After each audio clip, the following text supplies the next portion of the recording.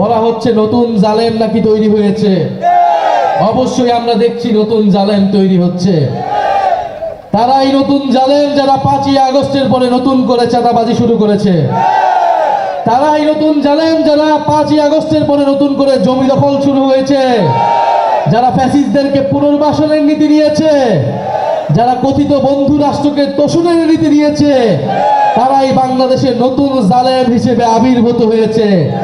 এবং এই জালেমদেরকে রুখে দেওয়ার দিন হচ্ছে আগামী 12ই ফেব্রুয়ারি। আপনারা প্রস্তুত আছেন? আপনারা সবাই আজাদ ভাইকে ভোট দিবেন, দাঁড়িপাল্লাকে জয়যুক্ত করবেন। আপনারা আজকে কথা দিন, 12ই ফেব্রুয়ারি যদি ভোট কেন্দ্র দখলের চেষ্টা হয়, নিজের জীবন দিয়ে আমরা ভোটাধিকার রক্ষা করব। প্রিয় কুতুবদিয়ার জনগণ, 5ই আগস্টে জুলাই গণ অভ্যুত্থানের মধ্য দিয়ে আমরা আজকের এই বাংলাদেশে উপস্থিত হয়েছি। আমরা আজকে স্বাধীনভাবে কথা বলছি। আমরা আজকে মানুষের ভোটাধিকার নিশ্চিত করার কথা ভাবছি। আমরা নির্বাচনে অংশগ্রহণ করার এবং ভোট প্রদানের কথা ভাবছি।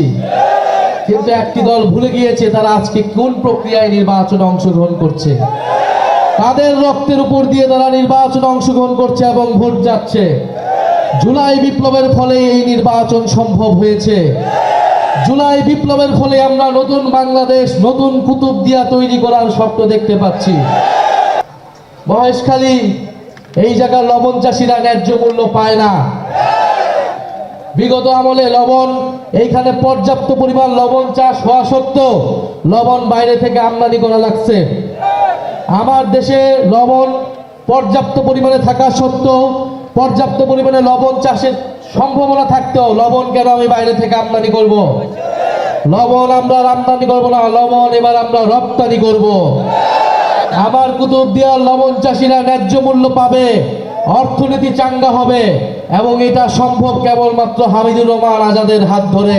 প্রিয় কুতুবদিয়ার বাসিন্দাগণ, আজকের আমাদের এই লড়াই, আমাদের এই নির্বাচনী যাত্রা শুধু কক্সবাজার 2 নয়, পুরো বাংলাদেশেই 11 দলীয় ঐক্য জোট ঐক্যবদ্ধভাবে নির্বাচনে অংশগ্রহণ করছে।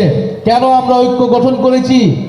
আমরা ঐক্যবদ্ধ হয়েছি বাংলাদেশকে আধিপত্যবাদ থেকে দখল মুক্ত করার জন্য, বাংলাদেশকে ফ্যাসিবাদ থেকে দখল মুক্ত করার জন্য, বাংলাদেশকে দুর্নীতিবাজ লুটেরাদের থেকে দখল মুক্ত করার জন্য। আমরা খুব স্পষ্টভাবে বলেছি, বাংলাদেশের সরকার গঠন করবে, বাংলাদেশে কে নির্বাচিত হবে, কে সরকারে যাবে তা নির্ধারণ করবে বাংলার জনগণ। দিল্লি থেকে কোনো ষড়যন্ত্র মেনে নেওয়া হবে না। বাংলাদেশে আর কখনো ওই দিল্লির তাবেদারি সরকার বসতে পারবে না। ফলে বাংলাদেশের সেই আজাদির লড়াই, সেই সার্বভৌমত্বের লড়াইয়ের জন্যই কিন্তু এই ঐক্যবদ্ধ বাংলাদেশ। আপনারা প্রস্তুত হন দুর্নীতিবাজ, চাঁদাবাজ, সন্ত্রাস, ফ্যাসিস্ট, আধিপত্যবাদ থেকে আগামীর বাংলাদেশকে দখল মুক্ত করার জন্য আগামীর 12ই ফেব্রুয়ারি আপনারা সবাই ঐক্যবদ্ধ বাংলাদেশের মার্কা, এই কক্সবাজার 2 মার্কা দাঁড়িপাল্লায় সবাই ভোট দিবেন। আরেকটি কথা বলতে চাই শেষে,